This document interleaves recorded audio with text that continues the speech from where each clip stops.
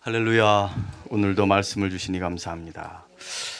우리가 창세기부터 요한계시록까지 하나님의 구원 역사를 살피는 중에 이제 하나님이 이스라엘 백성들에게 주신 십계명을 하나씩 지금 보고 있습니다. 오늘은 제 7계명 간음하지 말지니라, 이 말씀을 함께 살피고 또 하나님의 은혜를 구하겠습니다.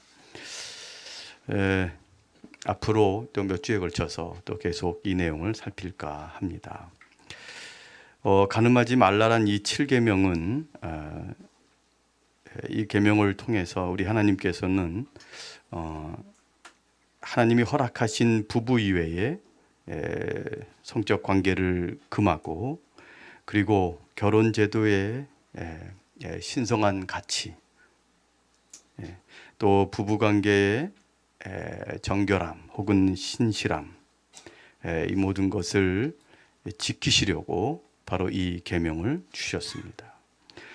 여기서 말하는 간음은 일차적인 의미는 부부 외에, 즉 남편이나 아내 외에 다른 이와 성적 관계를 갖는 것을 말합니다.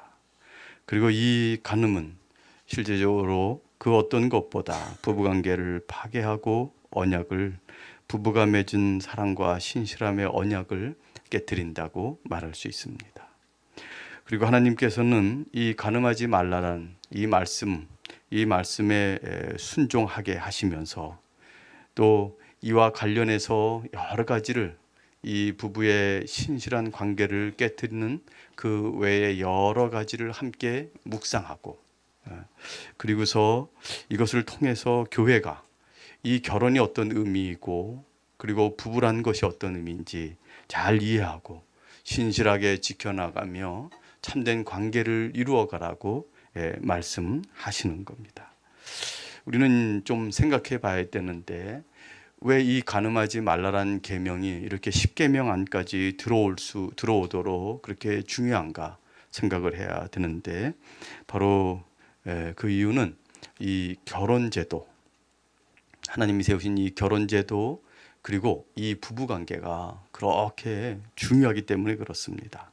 이 세상에서 근본적인 제도가 바로 이것이고, 그리고 이것은 교회에서도 아주 중요한 근본적인 제도라고 말할 수 있는 겁니다.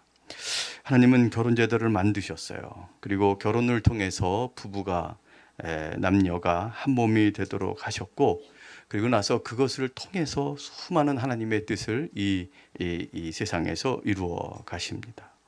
실제로 그 어떤 것보다 남녀가 결혼해서 한 몸을 이루는 것은 참 신비에 속합니다.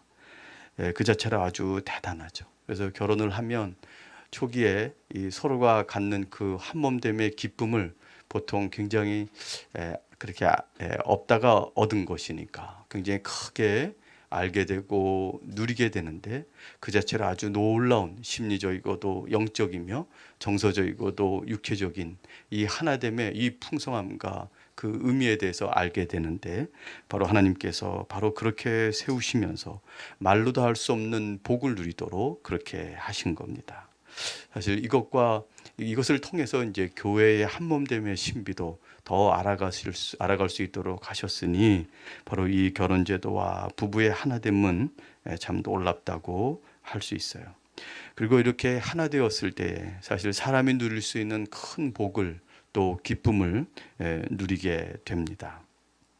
다양한 성적인 기쁨도 있고, 그 다음에 큰 위로와 또 안정감이 있는 거고, 그리고 가장 직접적이고 늘 함께 있으면서 함께 돕는 배필로서 이렇게 살아가는 것이 얼마나 인생을 풍성하게 하고 또 힘있게 하며 우리를 온전하게 만드는지, 이것을 통해서 인생은 가장 급격한 변화를 겪으며 크게 전진하고 또 큰 성취를 맛본다고 말할 수 있습니다. 또 뿐만 아니라 하나님께서는 생육하고 번성하도록 이렇게 이 땅의 삶을 우리에게 이렇게 허락해 주셨는데, 바로 이 부부관계를 통해서 자녀를 낳게 하시고, 또 그래서 번성하게 하시고, 그리고 그 자녀를 기르는 기쁨을 누리게 하시며, 보통 뭐 고통도 좀 있지만 힘들기도 하지만 그건 이제 다 잊혀지겠죠. 그리고 큰 기쁨을 누리게 하시고 또 이것을 통해서 하나님의 뜻을 또 이루게 하시죠. 그래서 제가 말씀을 드리는데 늘 확대지 생산, 둘이 만났으면 둘 이상은 만들어내야 되죠. 둘 반, 뭐 셋, 어떻게든 만들어내야 되는 거고, 좀 그런 마음을 가지고 기본적으로 삶을 대하면 좋겠습니다. 뿐만 아니라 이렇게 부부의 하나 되면 그 자체로 끝나지가 않습니다. 이렇게 하나 되고 서로 살아가면서 또 더 온전해지고 더 서로 도와서 더 충만해지고 더 장성한 자가 되고 더 어른이 되고 더 성숙해져서 또 교회에서 정말 제대로 섬길 수 있게 되고 그리고 또 세상에서도 참 잘 섬길 수 있는 이웃을 잘 섬길 수 있는 그런 존재가 된다고 말할 수 있어요. 물론 우리는 부부에 대한 이 하나님의 깊은 도리를 생각할 때 또 다른 한편 또 생각을 해야 될 수 있죠. 그게 뭐냐면 우리 하나님께서는 일정 기간 독신을 허락하게 하시거나 또는 자발적으로 또는 하나님의 은사를 주셔서 한평생 독신이 되어 하나님을 섬기게 하는 그런 은사도 허락해 주셨음을 우리가 인정해야 합니다. 그래서 마치 이 세상에서 사람을 대하듯이 결혼하지 않는 것이 뭔가 부족한 것처럼 여겨서 그게 때만 되면 그냥 생각나면 진지한 고민 없이 함부로 결혼에 대해서 얘기하거나 압박을 주거나 흠이 있는 것처럼 대하는 것은 어리석기까지 하고 심지어 그것이 도를 넘었으면 그것은 상대방을 해하는 죄라고 얘기할 수 있습니다. 하나님의 뜻 가운데 이렇게 자기 인생을 하나씩 주님의 뜻에 순종하며 살아가는 그 삶 자체가 귀한 거고 거기서 신실하게 믿음의 선택을 하며 여기까지 온 것에 대해서 존중하고 또 귀하게 여겨야 되죠. 기본적으로 부부에 대한 도리가 이렇다 할지라도 하나님은 어떤 부부에 대해서는 많은 어려움을 주십니다. 또 어떤 부부의 경우에는 오히려 자녀를 또 오랫동안 안 주시기도 하고 또 전혀 안 주시는 경우도 있습니다. 이런 가운데서 하나님의 또 다른 섭리가 진행된다는 걸 이해하고 그렇게 됨으로써 하나님의 뜻을 이루는 또 하나의 길을 선택했다는 걸 이해하고 우리는 그 어떤 것도 다 귀하게 여겨야 되지요. 저는 일정 기간 독신의 길을 걸어가고 있고 홀로 오랫동안 살아가시는 분들은 또 부부에서 누리는 즐거움을 이 교회 안에서 다른 사람을 섬기며 깊은 교제 가운데 누린다는 것을 많이 목격을 합니다. 그리고 오히려 결혼해서 특별히 여성들은 또 남자들도 보면 쉽지 않고 여성들은 애 한 명 낳으면 3년 길게는 5년 애 둘 낳으면 뭐 6년 7년 10년 정도 또 셋 낳으면 또 넷 낳으면 여기까지 얘기를 해요. 우리 교회는 여기까지 얘기를 해요. 넷 낳으면 또 이렇게 많이 자녀를 양육하는 귀한 일에 사실은 몰두를 해야 되는데 거기서 만약에 그런 경우가 아니라면 훨씬 그 인생을 더 많은 사람들을 자녀로 삼고 더 많은 사람들을 한 몸으로 삼아서 신실하게 교회를 섬기고 이웃을 섬기는 걸 볼 때 이 각자에게 주어지신 하나님의 은사에 대해서 우리는 귀하게 여기고 잘 대해야 하고요. 또 하나님이 자녀를 주시지 않거나 적게 주셨다면 그 남는 에너지를 통해서 다른 아이들을 또 돌보고 더 사랑할 수 있으니 바로 그것도 귀하다고 말할 수 있습니다. 어쨌든 부부의 도리만 얘기하자면 우리 하나님은 사람을 남자와 여자로 창조하셨고 또 이 둘이 결혼하여 한 몸이 되게 하셨고 또 그 안에서 합법적인 성적 관계를 갖게 하시고 기쁨을 누리게 하시며 이 중요한 한 몸됨을 통해서 하나님의 세상을 향한 경륜을 또 교회를 향한 섭리를 이루어 가시니 우리는 이것을 깊이 생각하여 이 뜻을 귀하게 여기고 준비하고 대비하며 대처하고 또 그렇게 살아가고 순종하는 것이 아주 마땅하죠. 이 결혼이 하나님께서 이루어지신 것에 대해서 우리는 다시 생각을 해야 됩니다. 아담이 잠잘 때 그 뼈 하나를 취하셔서 여자를 만들고 그리고 남자가 눈을 떴을 때 그 여자를 이렇게 데리고 오시면서 한 몸을 되게 하신 것은 이 한 몸의 경륜, 한 몸의 비밀이 신비가 우리 하나님에 의해서 이루어진다는 걸 알아야 되는 겁니다. 여러분 결혼할 때 먼저 신랑이 이렇게 입장을 하죠. 여러 결혼식을 진행할 때 그게 이제 하나님께서 잘 예비하시는 남편감인 거죠. 그리고 하나님은 또 이렇게 신부를 잘 준비하셔서 또 이렇게 그 신랑에게 이끌어 오신단 말이에요. 그래서 이제 그 아버지라든가 이렇게 쭉 신부의 손을 잡고 올 때 바로 그것이 하나님이 그 아버지에게 그 하나님의 돌보심을 결혼하기 전까지 하라는 거고, 그 다음에 이제 누구한테 맡기냐면 남편한테 맡기는 거예요. 그리고 그것은 하나님이 끌고 오시는 거예요. 이렇게 끌고 오신다니까 좀 이상하네. 막 가기 싫은데 질질 끌고 오는 거죠. 그래서 다 이렇게 하고, 그래서 이제 그 남편의 손에 그 신부의 손을 꼭 이렇게 쥐어줄 때, 이것은 하나님이 우리를 하나 되게 하신다, 그런 상징이 되는 거죠. 이것을 통해서 부부가 되고 또 한 몸이 되고, 그리고 이것을 모든 이 세상의 모든 것의 기초로 삼으신다고 말할 수 있습니다.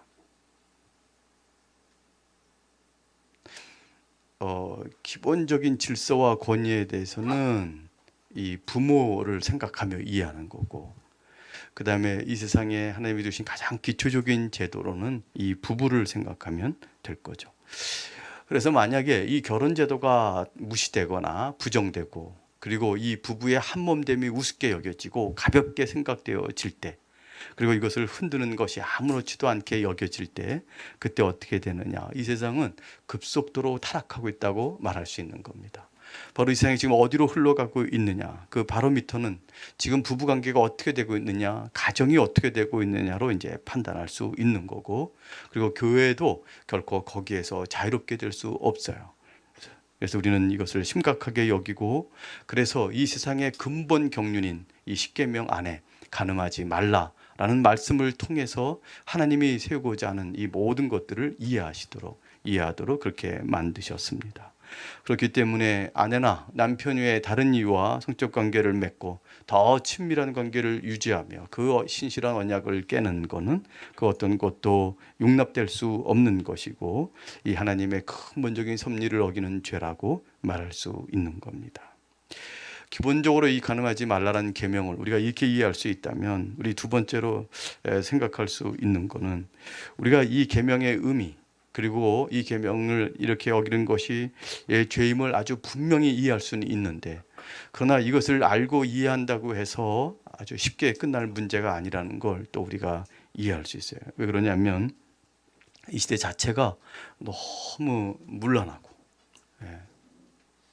그리고 음란한 시대고, 그리고 간음을 정당화시키는 방향으로 가고 있는 시대이기 때문에 그렇습니다. 그래서 결혼을 쉽게 생각하고, 그리고 결혼 제도를 파괴하는 방향으로 또 가고 있고, 그 다음에 부부는 온전히 한 몸으로 살아가는 것이 쉽지 않은 그런 시대이기 때문에 그렇습니다. 그래서 우리는 이 시대의 풍조에 대해서 한번 생각을 해봐야 돼요. 그리고 이 시대의 풍조에 대해서 우리는 좀 생각을 다시 하고, 그 다음에 경계하고, 우리가 어떤 점을 조심해야 되는지 살피고, 또 앞으로 어떻게 나가야 되는지 생각을 해야 하는 겁니다. 이 시대는 참 결혼을 소중히 여기지 않아요. 안 해도 되고 해도 되고 이렇게 여기기도 하고, 그 다음에 부부가 한평생 둘이서 언약에 신실하고, 서로 맹세한 그 언약에 신실하고, 그리고 서로 의지하며, 이것을 통해서 하나님께서 우리에게 큰 은혜를 주시고, 또 우리에게 섭리 가운데 여러 가지를 인도하시고, 그래서 더 온전케 하신다는 것을 믿지 않는, 이것을 오히려 도리어 굉장히 조롱하고 우습게 여기는 그런 시대. 그래서 이 부부가 평생 서로 의지하며 잘 살아가는 것을 이상하게 생각하는 그런 시대에 살고 있고, 앞으로도 점점 더 그런 경향은 강하지 않겠나 이렇게 생각을 합니다. 그래서 참 이렇게 TV라든가 제가 직장 다니고 이럴 때도 좀 이렇게 안 믿는 사람들을 좀 만나면, 그러면 그들이 하는 이 말 보면 얼마나 이 결혼제도와 부부에 대해서 우습게 생각하는지 참 다 알 수가 있어요. 그래서 이렇게 우리 그리스도인들이 우리야말로 사실 이런 부분에 대해서 귀하게 여기고 소중히 잘 준비하고 또 이 부부관계를 잘 하려고 애를 쓰지 않습니까? 근데 많은 사람들이, 이 세상의 불신자들은 사실 거의 그런 면이 많이 부족하다고 말할 수 있어요. 저희 남자들이 얘기하는 걸 들어보면 뭐 그 아내는 진짜 집에서 밥이나 하고 애나 키우는 그런 존재로 여길 때가 되게 많고, 흔히 입에서 이렇게 나오는 말들이 뭐냐면 말이 안 통한다, 딱 그래. 말이 안 통한다. 뭐 아내랑 뭐 대화도 할 수 없다. 그런 식으로 얘기하고, 그래서 아주 낮추어 보거나 또는 여러 가지 의무를 행해도 불구하고 하지 않고 또 되게 함부로 대하고 그 친밀함을 유지할 노력도 안 하고, 이제 그런 사람들이 많은 걸 또 볼 수도 있어요. 또 여성들도 만만치 않아요.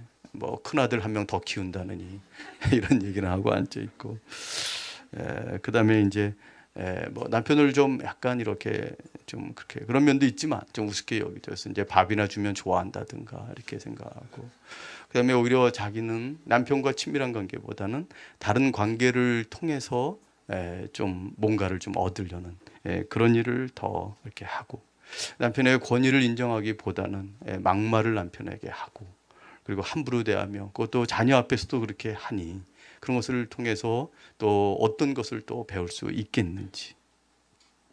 그래서 부부가 참 친밀하고 또 서로의 인생의 문제를 나누며 서로 돕는 배필로서 이렇게 살아가는 우리 그리스도인의 삶에 대해서 굉장히 이상하게 생각하고, 어떻게 그게 가능하냐고 묻기도 하고, 그런 것이 현재 시대라고 말할 수 있습니다. 서서히 그 안에서부터 균열이 이제 많이 이루어지는 거고, 우리는 결국 이렇게 음란과 간음을 부추기며 결혼 제도를 우습게 여기고 또 이혼을 또 쉽게 하고, 또 그렇게 이혼하면 그냥 그럴 수도 있다고 당연하게 받아들이고, 또 음행하며 쉽게 간음하고 이것을 부추기는 그런 세상 속에 살고 있는 거죠.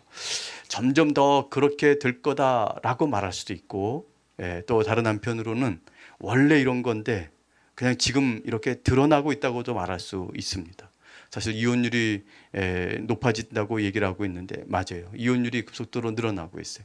근데 그게 원래는 부부관계가 좋았다가 사회가 타락하니까 이혼율이 높아지는 거냐? 그렇지 않습니다.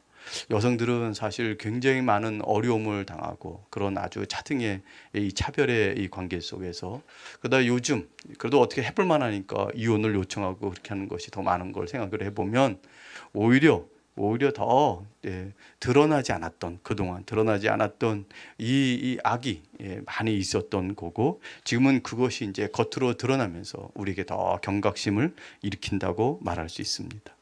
물론 또 다른 측면에서는 음란한 문화를 지금 어렸을 때부터 접하게 되는 그런 환경이기도 합니다. 그래서 우리가 볼 때는 애들이 이렇게 초등학교 고학년이라든가 또 중고등학교 이렇게 아들을 보면서 아우 막 순수하다, 나도 저때 저랬지라고 생각하면 오산이십니다, 여러분. 지금 아이들은 좀 많이 다르고, 그리고 환경상 어쩔 수 없이 굉장히 음란한 문화에 많이 접하게 되는 거고, 굉장히 왜곡된 이 결혼과 부부에 대해서 왜곡된, 또는 이성에 대해서 왜곡된 인식을 갖고 있는 상황인 것이죠. 그래서 우리는 시대의 흐름을 보면서 어떤 것은 더 경각심을 갖고 지켜보고 우리 아이들을 잘 인도해야 되고, 우리 스스로도 굉장히 마음을 다잡아야 돼요. 왜 그러냐면 사회의 문화라는 거는 우리가 뚜렷하게 분별할 수가 없어요. 그 문화가 우리에게 어떤 식의 영향을 끼치는지 사실 이렇게 구별해서 보기가 어렵습니다. 마치 우리가 숨쉬는 이 공기처럼 그냥 우리한테는 일상이고 자연스러운 거예요. 그렇기 때문에 그런 문화적이고 시대적인 악한, 좋은 것도 많지만 그 악한 것도 그 안에 섞여 있는 거고, 이것이 우리 안에 자연스럽게 들어온다고 보면 되는 거예요. 그래서 어느 날 우리도 굉장히 음란과 음행과 간음에 대해서 용납하는 분위기에 젖어 있게 되는 거고, 그리고 부부에 대해서도 이혼할 수 있다고 생각을 하기도 하고, 그 다음에 남편과 아내에 대해서 신실함으로 살아가는 것이 어떤 것인지에 대해서 약간 감도 떨어지고, 막 함부로 하며 그것이 마치 요즘 잘 사는 것처럼, 지혜로운 것처럼, 현대인인 것처럼 그런 식의 사고를 생각할 수 있다는 거예요. 그래서 어느 날 가만히 보면 내가 이상한가 하는 생각이 들어요. 저들이 지금 다 이상한데, 다 이상한 사람 가운데 직장 다니다가 나 혼자 좀 이렇게 너무 고리타분한 것은 아닌가, 이런 생각을 하게 되는 경우도 있다는 겁니다. 이제 우리는 결정을 내려야 돼요. 결혼과 부부와 성에 대해서 우리 하나님이 정하신 바를 신뢰할 건가, 아니면은 이 세상의 풍조, 자기 마음대로 사람들이 대부분 받아들이지만 그러나 하나님의 뜻에 어긋나는 그것을 받아들일 건가 결정을 해야 되는 거예요.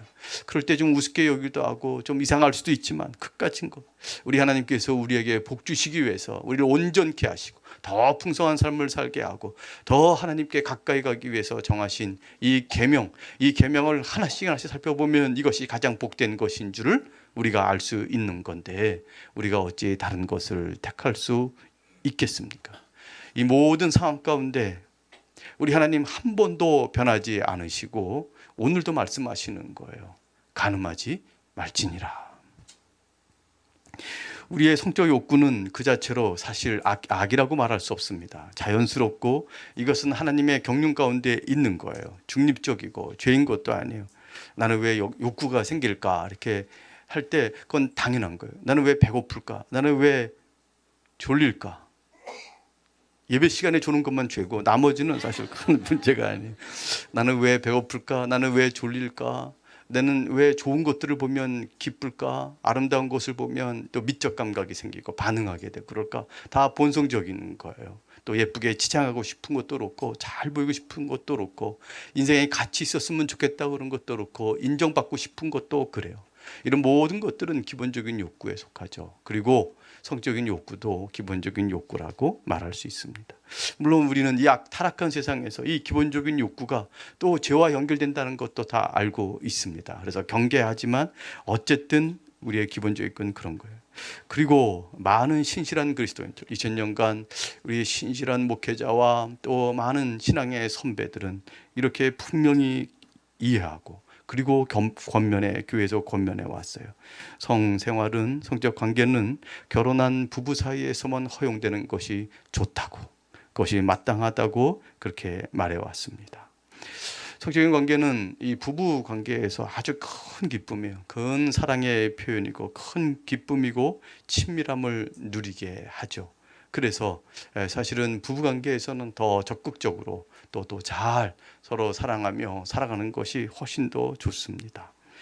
이 아가서나 또 잠언 같은 데를 보면 오히려 부부관계에서 이루어지는 이 성적 관계를 되게 아주 좋게 평가했어요. 하나님이 주신 선물로 평가를 했어요. 그리고 이것을 깊이 잘 해나가면 오히려 그리스도와 우리의 관계 또는 하나님과 우리의 관계를 이해하는 또 하나의 길이라고도 얘기를 합니다. 그래서 부부 안에서 이루어지는 이 모든 것들은 우리에게 큰 기쁨이 되고 힘이 되고 또 그렇게 또 서로의 깊이 더 친밀함으로 나아갈 수 있는 길도 되는 것이죠. 그래서 우리 기독교에서는 성에 대해서 두 가지 측면을 다 경계를 하는 거예요. 금욕주의적인 성격도 그런 접근도 생각도 반대하고 그리고 쾌락주의적인 생각도 반대하는 거예요.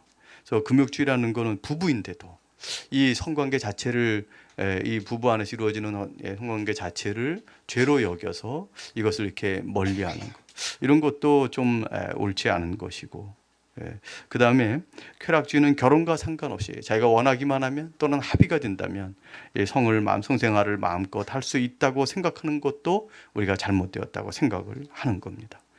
이 결혼과 그리고 부부, 한몸됨, 또 이 부부 안에서 허용된 이 성에 대해서 잘못된 생각을 가지면, 그리고 지금은 너무나도 이게 자연스럽게 이제 우리에게 와 있기 때문에, 그래서 이것을 오해하거나 잘못된 생각을 하면 사실 우리 생활은 많이 혼란이 생기는 거예요.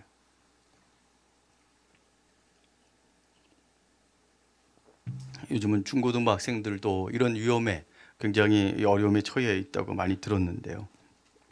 결혼 전에도 여러 사람을 사귀면서 마음 내키는 대로 쉽게 성적 관계를 맺는다든지, 물론 그때 사랑하는 감정이 있었을 거예요.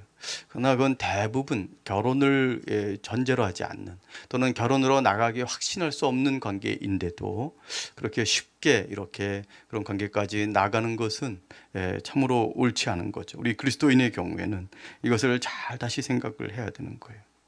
더 심하게는 진지한 관계도 아닌데 오직 즐거움, 쾌락만을 위해서 이런 것을 쉽게 행하는 경우도 갖게 될 거예요. 이 모든 것을 잘못 생각을 하면, 심지어는 혼전 동거를 하고 또 일시적으로 그것이 짧은 기간이라 할지라도 무분별하게 함께 이렇게 거한다든지, 또 부부에 결혼하고 난 다음에는 부부 외에 사귀는 사람을 두고 마음대로 행한다든지, 이것이 더 극단으로 치달으면 성매매나 성상납 등의 죄를 범하게 되는 겁니다.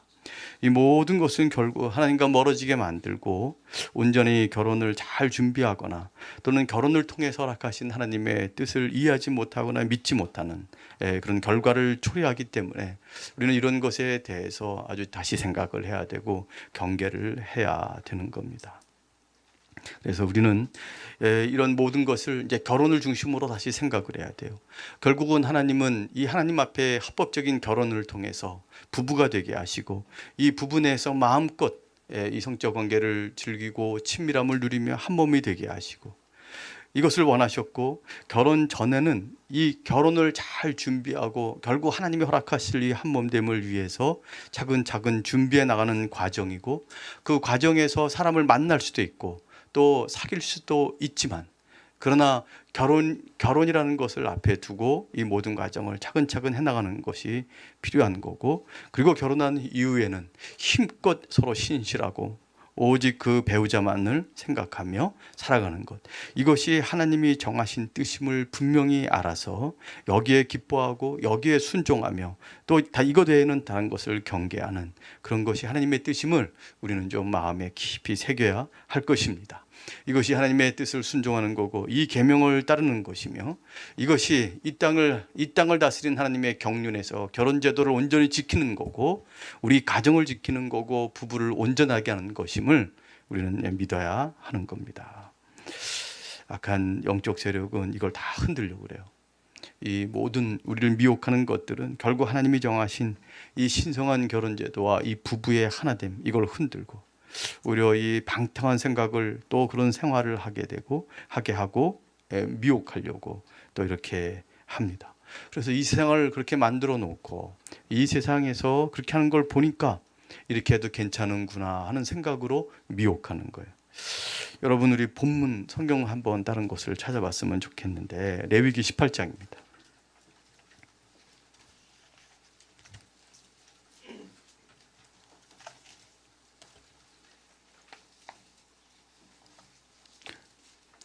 레위기 18장 3절 4절, 하나님께서 가나안 땅에 들어가기 위해서 시내산에서 이제 준비하고 있는 이스라엘 백성들에게 하신 말씀이죠. 우리 3절에서 5절까지 함께 읽겠습니다. 시작.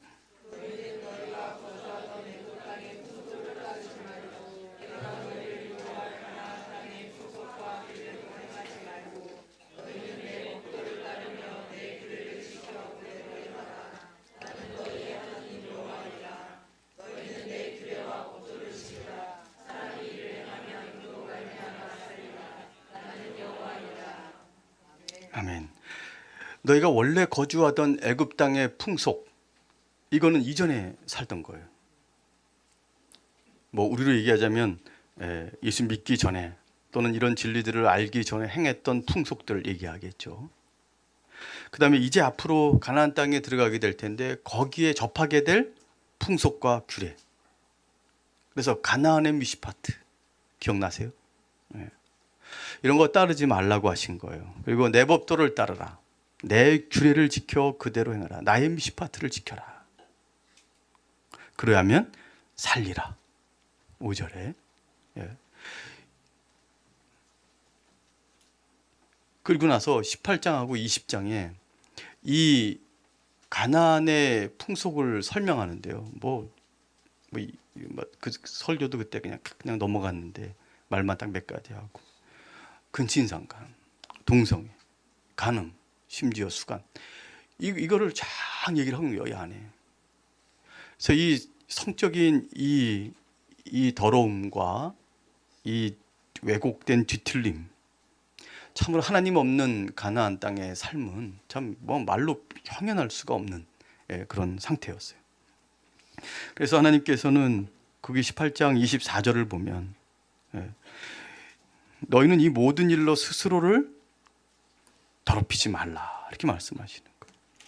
그리고 뭐라 그러시냐면 너희 앞에서 쫓아내는 이 가나안 족속들, 이제 너희를 보내고 그들은 쫓아낼 텐데 이것 때문에 더러워진 자고 그 땅도 더러워져서 그 땅이 더 이상 견딜 수가 없어서 그 땅의 거민들을 토해내는 거다. 그런데 만약에 너희들이 이걸 하면 28절에 너희도 만약에 더럽히면 그 땅이 너희도 토해낼 거다 이렇게 얘기를 하는 거죠. 그래서 우리가 이런 이스라엘 백성과 똑같아요. 우리가 전에 어떻게 살았나요? 여러분 이제 완전히 돌아선 사람이에요. 회개함으로. 그죠? 예수 믿기 전이 아니더라도 이거에 대해서 인식이 없고 또 이렇게 막 했을 때도 이제 돌아선 사람이에요. 그리고 앞으로의 삶이 굉장히 중요하죠. 정말 복음을 알고 정말 믿음을 가지고 살아가는 삶이 중요한데 이 타락한 세상에서 살아가면서 이스라엘 백성과 동일한 처지에 놓인 것이 지금 우리의 모습이라고 말할 수 있어요. 하나님도 우리에게 말씀하시는 거죠. 이 세상의 미시파트를 절대 따르지 말라고. 우리는 전에 어떤 사람이었어요? 에베소서 2장 2절 기억나요? 이 세상의 풍조를 따랐던 사람. 똑같아요 이게. 근데 더 이상 세상의 풍조가 아니라 하나님 나라의 원리로 풍조로 하나님 나라의 규례를 따르는 사람이라고 이제 확신을 가져야 되는 거죠. 믿어야 되는 거예요. 이 세상은 전에는 약간 저는 더 악해졌냐 그렇게 잘 안 봅니다. 원래 그랬다고 생각해요. 원래. 근데 다 수면에 있거나 잘 드러내지 않거나 감추거나 음지에서 이루어졌다면 지금은 좀 노골적으로 이루어지는 면이 강하고 그래서 더 영향을 받는 상황이 되기는 했다. 세상은 점점 이렇게 더 노골화시키고 괜찮다고 생각을 하고 뭐 성적 자기결정권 뭐 이러면서 개인이 이렇게 그냥 원하면 남에게 해를 끼치지만 않으면 이런 삶이 뭐가 나쁘냐 이렇게 생각을 하는 방향으로 가고 있는 거예요. 서로 사랑하면 괜찮다. 이제 다음 주 계속 이 문제를 다룰 텐데 부부관계 또 여러 가지 결혼제도와 부부를 파괴하는 여러 가지를 다룰 텐데 사랑하면 괜찮다. 둘이 합의하면 괜찮다. 이건 둘 간의 문제다. 불법적인 것만 아니면 괜찮다는 식의 생각이 우리 안에 더 들어오는 거예요. 이혼할 수도 있다. 또는 부부 외에 다른 사람도 만날 수도 있다. 이게 하나님의 뜻이에요? 아니죠. 우리 안에서 성령 인도하심 가운데 나오는 이야기들이에요? 아니죠. 이렇게 우리가 살고 있는 이 흐름 속에서 영향을 받은 거예요. 그리고 이제 결혼제도에 대해 아주 쉽게 생각을 하는 겁니다. 2015년 2월 26일 날 우리가 흔히 얘기하는 간통죄, 뭐 법은 좀 약간 다른 거예요. 어쨌든 형법 제 241조 이거를 위헌 판단을 내리고 지금은 우리가 이것이 이제 없어졌죠. 사실 이게 있는지 없는지 저는 사실 크게 상관이 없다고 생각하는 편이에요. 근데 어쨌든 이것의 주된 근거가 뭐냐면 이거는 개인의 영역이니까 자기가 알아서 판단하면 된다. 그리고 그것을 남들이 악하다 또는 선하다 판단할 수 없다는 거예요. 그리고 우리는 그 간통죄 폐지보다 그 근본에 있는 생각에 반대하는 거예요. 악한 것은 악한 거고 선한 것은 선하다고 말하고 있는 겁니다. 그리고 우리는 이것을 받아들일 수 없는 거예요. 이 모든 걸 생각할 때 이 악한 영적 세력의 공격의 방향, 이 세상의 악한 흐름의 결론은 이 결혼을 공격하려는 거예요. 결혼제도를 공격하고 부부의 한몸됨의 이 영원성 이거를 공격하고 아니 이혼을 안 하더라도요. 부부가 이룰 수 있는 한몸됨과 그다음에 서로 간에 지켜야 될 신실한 언약의 그 특별함, 소중함 이 공격의 방향은 다 이런 거예요. 그래서 결혼제도는 위협받고 있고 부부와 가정은 크게 흔들리는 상황 가운데 우리가 있는 거죠. 그래서 이 세상의 흐름과 생각을 해볼 때 우리는 사실 굉장히 다른 사람인 것입니다. 다른 사람. 저는 크게 몇 가지를 생각을 하는데 지금 어떻게 공격을 받고 있느냐. 우선은 결혼 전에 문란한 성생활이 우리를 공격한다고 생각합니다. 그리고 두 번째로, 여러분 지금 이렇게 막 서로 좋아가지고 그냥 같이 막 자취방에서 살고 하는 동거 말고 그런 이제 물러난 거고, 그거 말고 외국에서는, 유럽이나 미국에서는 아예 결혼 제도의 대안으로 동거를 생각을 합니다. 그래서 이 결혼 제도의 대안으로 동거, 그리고 동거를 이걸 특별한 결혼 제도로 인정을 해버리고, 그래서 거기에서 법적인 지위를 누리도록 하는 것까지 허용되는 방향으로 나가고 있어서 지금은 우리가 부부가 되는 합법적인 통로를 이제는 결혼이냐 동거냐 두 개로 삼아야 될 상황에 처해 있습니다. 세 번째로, 결혼을 직접적으로 파괴하는 이혼이 너무 쉽게 이루어지고, 사랑하지 않는다, 감정의 문제로 보거나, 뭐가 안 맞는다, 이렇게 해서 이걸 쉽게 깨는 그런 걸로 보고 있는 거죠. 언약으로 안 보는 거예요. 언약으로. 모든 감정과 또는 상호 얻는 유익, 그걸로 판단할 수 있는 더 깊은, 하나님이 중보하시며 중재하셔서 이 부인과 남편과 아내 사이에 맺어진 이 언약의 관계로 이 부부를 보지 않는 태도가 너무 일반화돼서 이혼이 쉽게 이루어지고, 그리고 또 하나 심각한 또 하나의 것은 결혼 제도를 근본적으로 혼란스럽게 만드는 동성 결혼, 허용, 이런 것들이 우리가 좀 생각해 봐야 될 일인 거죠. 우리 그리스도인들도 이런 풍조에 휩쓸려서 우리 교회 안에서도 심심찮게, 우리 교회에서도 그런지 모르지만 이런 거에 대해서 이렇게 쉽게 괜찮은 것처럼 얘기하는 사람들이 교회 안에서도 있다고 하는데, 여러 교회에서. 근데 이렇게 함부로 말하고 행하는 것이 교회 안에 들어와 있는 걸 보면 우리가 얼마나 지금 많은 어려움에 빠져 있는지 알 수가 있는 거예요. 실제로 여기에 계신 분들도 십계명 하나하나 설교를 하면 사실 어느 하나도 피해갈 수 없는 걸 느끼게 되실 거예요. 그리고 우리 모두 다 이 죄로부터 자유롭다 얘기할 수 없죠. 왠지 뭐 하나님만 섬기며 막 이런 얘기할 때는 괜찮다고 생각이 들었는데, 5계명 부모 공경부터 시작해서 계속 찔리는 거예요. 그래서 10계명 끝날 때까지 딴 교회 갈까 이런 생각도 드는 거예요. 이전에 주님, 그리고 그 십자가 복음, 그리고 교회의 영광, 하나님이 우리에게 원하시는 거룩한 삶이라든가 이 10계명 같은 거 몰랐을 때 이런 무욕과 위험에 많이 노출됐을 거예요. 저 하나님 없는 악한 자처럼은 살지 않으셨을 거예요. 그럼에도 불구하고 여러 가지 어려움과 문제들을 갖고 계셨을 거예요. 지금 생각을 하면 왜 그랬을까? 정말 부끄럽고 또 어이가 없고 어리석고 바보 같은 결정을 내렸고, 또 심지어는 악한 생각까지 했었고, 그랬을 겁니다. 그리고 이제 알아요. 더 이상 그렇게 살 수 없다는 거를. 더 이상 그런 방향으로 살 수 없다는 거. 우리 자비로우신 하나님께서 우리가 회개할 때 이 모든 것을 문제를 없다 하시고 다시 힘을 주셔서 깨끗하게 하시고, 그래서 이제 정말 새롭게 시작할 마음을 가지셨을 텐데, 이제 우리는 이 결혼이나 또 성에 대해서 또 부부의 한몸됨에 대해서 하나님이 정하신 바 이것을 귀하게 여겨야 돼요. 그리고 이것을 소중하게 여기고 하나님의 뜻을 신뢰하고 그분을 의지해야 돼. 그리고 맞서야 됩니다. 아니라고 얘기를 해야 돼요. 명확히 얘기를 해야 돼요. 그리고 분명히 우리 길을 걸어가야 되는 것이니 바로 이 음란한 세대에 우리가 걸어가야 될 길이라고 말씀드릴 수 있습니다. 세 번째로, 그럼 어떻게 할 것인가 이제. 이런 것이 중요하고 그 다음에 세상은 이렇구나 이렇게 생각을 하고 이제 분명히 알았다, 이 정도로만 끝날 건가? 저는 그럴 수 없다고 생각이 들어요.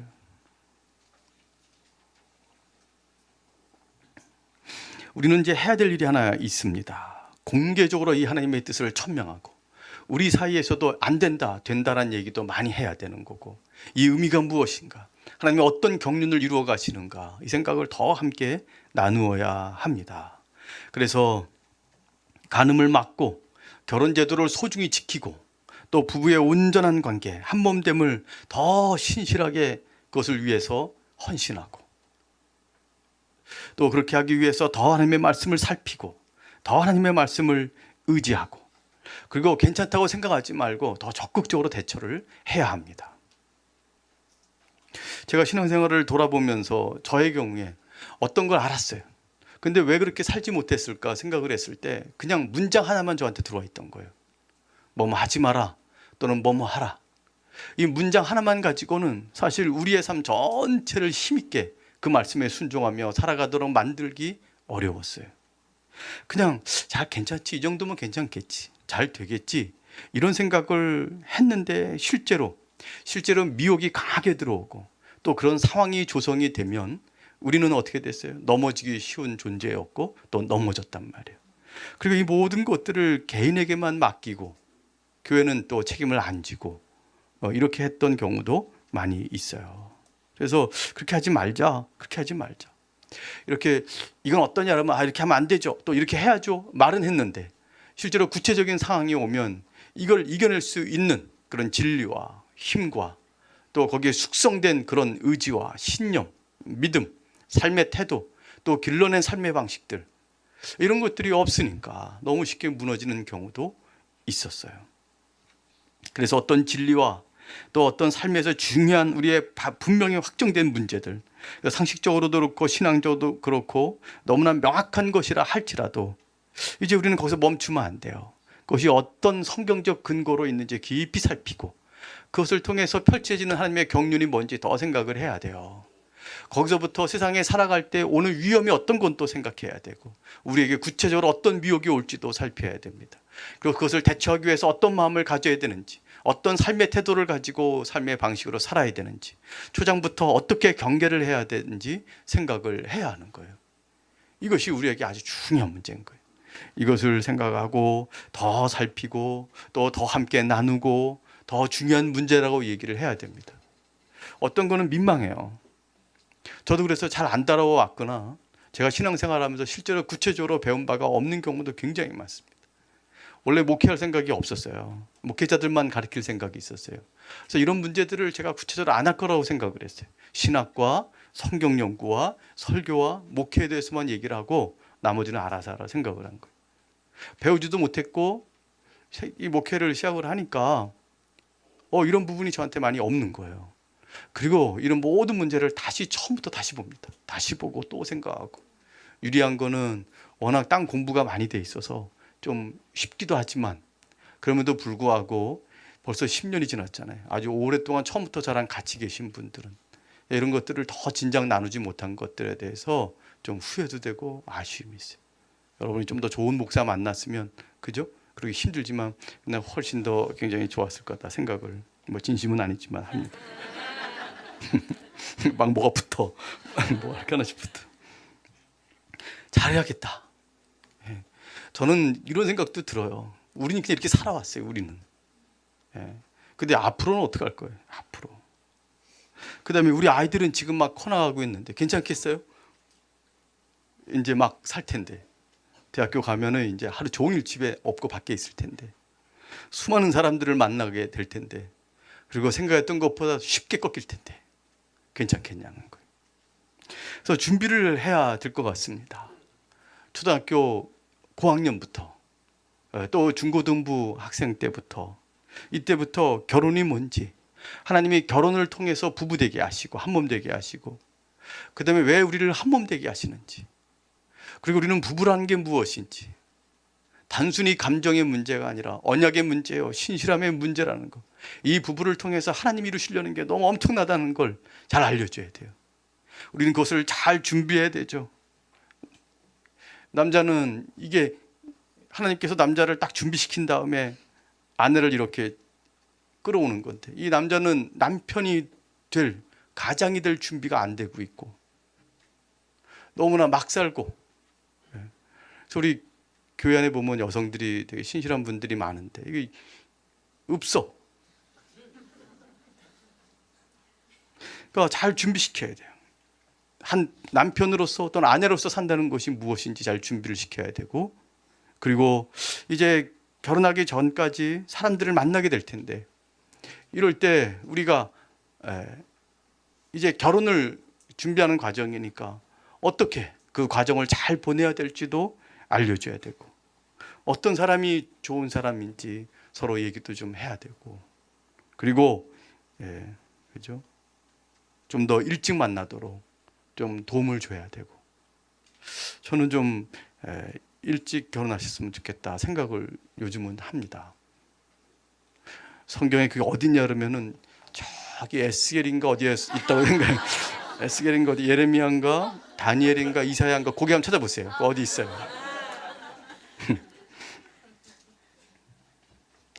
그리고 너무 일찍 아이를 안 낳았으면 좋겠다 생각도 했어요. 둘이 아주 뜨거운 시기가 지날 때, 그리고 이성이 돌아올 때, 그래서 인생을 어려운 일도 있고 또 관계도 어려울 수 있는데 둘이서 좀 이걸 헤쳐나가는 시간이 좀 필요할 것 같다는 생각을 합니다. 둘도 지금 잘 안 됐는데 아이를 가지니까 약간 이 이중적인 어려움이 있는 것 같아요. 근데 또 약간 늦게 결혼하면 우선 아이를 일찍 낳는 게 좋으니까 또 해당이 안 되기도 하지만, 뭐가 이렇게 막 굉장히 중요한 진리는 아니에요, 이런 것들이. 그러나 우리가 차근차근 준비를 해나가야겠구나. 빨리 취직하고 빨리 돈 벌고, 오후에 좀 저축이나 이런 문제를 한번 얘기해 보고 싶은데 질문이 나와서 저축도 하고, 주택 청약 왜 안 드는 거예요 도대체? 몰라, 이게 뭔지 정확히 몰라 사실은. 그렇지만 한번 얘기하고, 잘 준비해야 되고, 위험성도 얘기를 하고, 어떻게 이것에 대처하고, 어떤 신념을 갖고, 믿음을 갖고, 철학을 갖고, 인생관을 갖고 살아야 될지를 잘 얘기를 해줘야 되겠다는 생각을 더 많이 합니다. 이 모든 과정을 잘 준비할 생각이에요. 그리고 또 결혼하면 또 따로 부부로서 어떻게 살 것인지, 결혼 전에 한번, 결혼한 다음에 한번, 또 경제적인 이 준비는 어떻게 하고, 그다음에 이 경제 생활을 어떻게 할 건지도 해야 되고, 이런 것들을 서로 해야 돼. 이게 아주 명확히 성경적 진리는 아니지만 유추해서 우리가 알 수 있는 것들이 많고, 이것은 변할 수는 있지만 그래도 우리가 지혜롭게 살 수 있는 길들을 찾아낼 수 있을 거예요. 저는 이걸 목사가 하기보다는 이런 것에 헌신하며 다른 사람들을 돕고, 지금 계속 아이들은 태어나고 또 자라며 젊은 사람들은 오고, 또 우리는 또 결혼하고 또 부부로 살아가고 경제생활을 영위해야 될 터인데, 또 노후도 준비를 해야 될지도 모르고, 이 모든 거에 있어서 정말 우리 합리적으로, 정말 주님의 뜻에 합당하게, 그러나 이기적이거나 탐욕기 않게, 또는 염려와 두려움 가운데 사로잡히지 않고, 이런 것들을 잘 대비하는 것들을 우리가 함께 나누어야겠다는 생각을 하는 거예요. 이렇게 준비하면서도, 그러나 결국 가장 중요한 건 뭘까 생각을 할 때, 결혼이 뭔지, 그 다음에 부부가 뭔지 다시 생각하는 거예요. 그리고 이 하나님이 이 부부의 한몸됨에 두신 이 하나님의 경륜, 그 섭리, 그 뜻, 그 복, 이것을 통해서 이루시려고 하는 것들을 높이 드러내는 것이 필요한 거고, 이것을 다음 시간, 내 생각엔 2주에 걸쳐서 얘기할 것 같은데, 다음 시간에는 다음 정혜원 있죠. 그래서 다음 주에 좀 짧게 해야 돼요. 그래서 그 다음 주에 더 많이 이렇게 하고, 그리고 부부에 대해서 더 한번 깊이 생각을 해보려고 합니다. 그리고 이 결혼을 파괴하는 온갖 것들, 아까 얘기 쭉 열거했던 것들을 하나씩 간단히나마 살피면서 좀 근본적으로 대처하는 방향도 우리가 얘기를 하려고 합니다. 이제 마지막으로 설교를 마치면서 간음하지 말라라는 것을 좀 더 생각을 해보려고 합니다. 이 간음하지 말라는 것은 꼭 육체적인 이 성적인 간음만 있지는 않습니다. 이 간음으로 나가는 길들이 있습니다. 간음으로 나가는 길들. 그래서 특별히 이 부분을 한번 다루려고 하는데, 가장 중요한 건요, 이걸 가장 막을 수 있는 가장 큰 거는 하나님의 뜻에 대한 철저한 순종일 뿐만 아니라 자기 아내나 남편한테 굉장히 신실해야 됩니다. 여러분, 특별히 배우자를 소홀히 여긴다든지, 아내나 남편을 무시한다든지, 어떤 분은 이렇게 일상 대화 속에서 자기 아내나 남편을, 안 믿는 사람들이 그런 얘기 많이 하는데, 남편과 아내를 무시하면 굉장히 자기가 돋보인다고 생각을 하는 사람들이 있는데, 그거 아주 바보 같은 짓입니다. 저는 그걸 되게 안 좋게 봅니다. 물론 어떤 분은 약간 무시하는데 한 것 같은데 결론은 자기 남편 잘났다 뭐 이런 얘기여서 내가 참 기분도 안 좋은데 어쨌든 간에 그 은근히 그런 화법이 쓰는 분들이 있어요. 어쨌든 귀하게 여겨야 돼요. 귀하게 여겨야 돼. 뿐만 아니라 우선 자기 배우자를 귀하게 여길 뿐만 아니라 아주 깊은 친밀감, 아주 큰 친밀감으로 둘이 살아야 돼요. 대화를 많이 하셔야 돼요. 그 대화의 질이 중요합니다. 대화의 질이 중요해요. 오늘 뭐 했어? 뭐 친구 만났어? 잘 만났어? 응. 뭐 먹었어? 뭐 짜장면. 우와, 내가 알고 있는 짜장면에 대한 얘기 해줄게. 이게 무슨 대화입니까? 이게?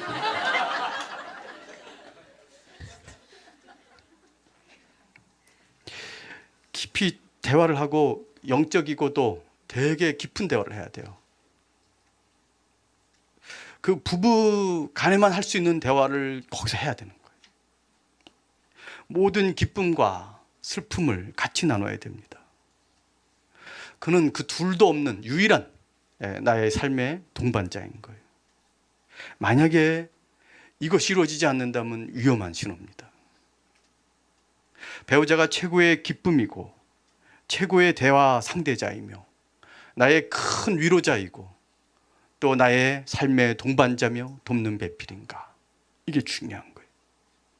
다른 사람이 이런 영역이 없다는 게 아니에요.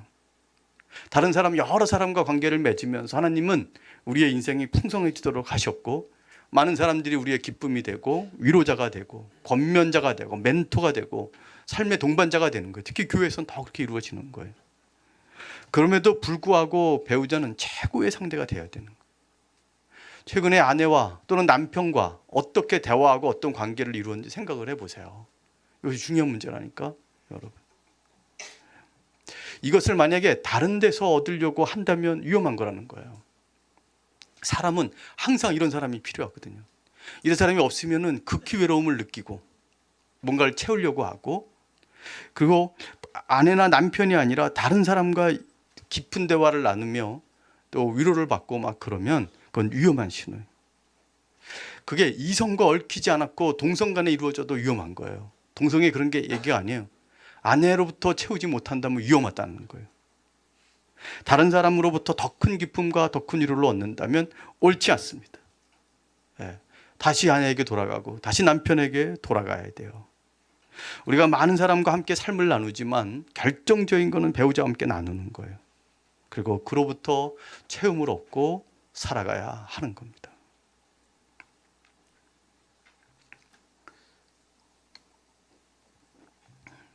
만약에 이렇게 안 되면 어떻게 되느냐? 어떤 상황이 만들어지면 그게 간음의 상황으로 갈 수 있다는 거예요. 그건 본인이 알기 어려워요. 인생이라는 게 그렇게 쉽게 되지 않습니다. 조금씩 무너지거나 조금씩 이탈하는 거예요. 그리고 자기가 문제 있다고 생각할 때는 이미 너무나 마음을 줘버렸거나 너무나 많이 상황이 진전될 가능성이 큽니다. 그래서 내가 우리 아내로부터 또는 남편으로부터 얻지 못하고 있구나 생각을 할 때 위험하다고 생각을 하고 다시 그 배우자한테 가야 돼요. 마음에 안 드는데요. 네, 그런 거랑 상관없어요. 나는 아내를 사랑하지 않나 봐요. 남편이 싫어요. 그런 것과 상관이 없어요. 왜 하나님이 우리를 한 몸으로 만들어 주시냐면 이럴 때 그 하나님의 순종함으로 그 배우자에게 신실하게 하도록. 그래서 이게 하늘로부터 오는 제도라는 거예요. 그리고 우리는 지켜내는 겁니다. 그리고 지금 만약에 잘못됐다 할지라도 속히 돌아와야 돼요. 이걸 인식하는 순간 더 깊어지면 더 힘든데 끊어야 돼. 그리고 더 아내로 돌아와야 돼. 남편에게 돌아와야 되고 마음에 처음에 내키지 않더라도 모든 걸 다해서 이 배우자에게 집중해야 되고 더 친밀해야 되고 더 얘기를 나눠야 되고 더 사랑하고 더 육체적인 즐거움을 함께 나눠야 되는 겁니다. 그래서 한편으로는 배우자가 친밀해야 돼. 다른 한편에서는 조심해야 돼. 이걸 하기 위해서 어려울 때도 이렇게 하기 위해서 좋을 때와 상관없어요. 근데 어려울 때도 이렇게 하기 위해서 하나님 앞에 결혼 서약을 하는 거예요. 우리 정의원 서약하는 것처럼. 하기 싫어도 우리가 서약 때문에 그것을 지켜낼 수 있거든요. 바로 이렇게 하는 거예요. 그리고 하나님은 이 부부를 사랑하시고 굉장히 귀하게 여기셔서 이렇게 돌아서서 더 자기 배우자에게 애쓰는 사람들에게 복을 주시고 친밀함을 허락해 주시고 그것을 통해서 더 우리를 온전케 하시고 더 쓸모 있게 하신다는 사실을, 하나님이 그 부부를 통해서 이루시려고 하는 일들을 이루신다는 사실을 믿어야 되는 거예요. 사랑하는 여러분, 우리 이제 앞으로 우리 교회가 전체 함께 힘을 합해서 이 결혼 제도를 지키고 온전한 부부 관계를 이루어지도록 서로 돕고 피차 권면하고 서로 모범이 되고 함께 손을 꼭 붙잡고 전진해 나갑시다. 이 제7계명을 통해서 하나님이 주신 뜻은 이렇게 우리 가정을 지키고 부부를 지켜서 이 하나님의 경륜을 이해하고 이것을 통해서 교회가 온전케 되기를 원하셨을 거예요. 또 한편으로는 교회가 더 온전해져서 이 부부를 지키도록 그렇게 하셨을 거예요. 더 근본은 교회지만 구원받아야 되지만 회심해서 교회 일원이 돼야 되지만 그러나 여기서부터 이렇게 가게 하신 걸 거예요. 그래서 온전한 부부를 결혼하는 사람들은 소망하게 하고 결혼한 사람들은 더 이걸 온전하게 하고 그리고 결국은 더 큰 경륜으로서 이 교회, 그리스도와 결혼한 이 교회, 그리스도 안에서 한 몸 된 교회, 부부의 원리가 적용되는 이 교회에서 신실하게 살아감으로써 우리의 모든 삶이 충만해지도록 그런 방향으로 같이 걸어가기를 바랍니다. 아멘. 기도하겠습니다. 우리 시간에 말씀을 생각하면서 같이 합심해서 기도했으면 좋겠습니다. 우린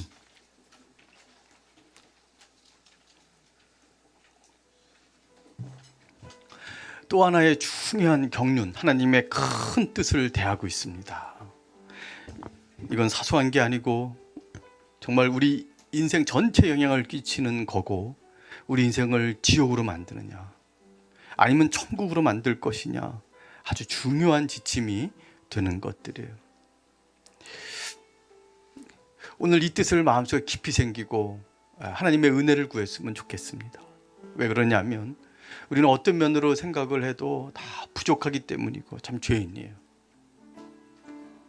저도 이거 보면서 아내한테 더 잘해야겠다는, 집에 일찍 들어가야겠다는 생각을 막 더 하게 되는데 죄인, 다 죄인입니다. 여러분 지금 어떤지 상관없어요. 우리 하나님은 하나님 대적하며 원수 맺음에 살았던 우리도 용납해 주셨는데요. 우리가 은혜를 구할 때 여러분에게 큰 은혜를 허락해 주실 거예요. 어떨 때는 정말 앞이 캄캄할 때가 있어요. 이미 벌어진 일들이 너무 많을 때가 있어요. 그럴 때도 우리 하나님께서 은혜 주심을 믿기를 바랍니다. 그리고 이 섭리에 따라서 한 걸음씩 걸어 나가야겠죠. 우리 하나님께서 은혜 주시기를 위해서 기도합시다. 결혼 안 하신 분, 또 결혼하신 분 각각 또 다 이렇게 기도 제목이 다를 거예요. 하나님께서 은혜 주셔서 우리를 복되게 하실 거라고, 이런 계명을 주신 것이 우리를 복되게 하시는 것임을 그런 목적으로 주신 거니까 순종함으로, 신뢰함으로, 또 그래서 그 길을 따라서 한 걸음 걸어감으로 하나님께서 우리에게 허락하시는 모든 것들이 우리 안에 성취될 수 있도록, 이 땅의 것들 미혹되지 않게 해주시고 잘할 수 있도록, 우리 교회가 우리 자라나는 아이들 잘 보호하고 인도할 수 있도록, 맞설 수 있도록 아주 강하게 세울 수 있도록 이 모든 것을 잘 해내는 교회가 되게 해달라고, 그것도 위해서 우리 한번 기도해 주시기 바랍니다. 함께 기도하겠습니다.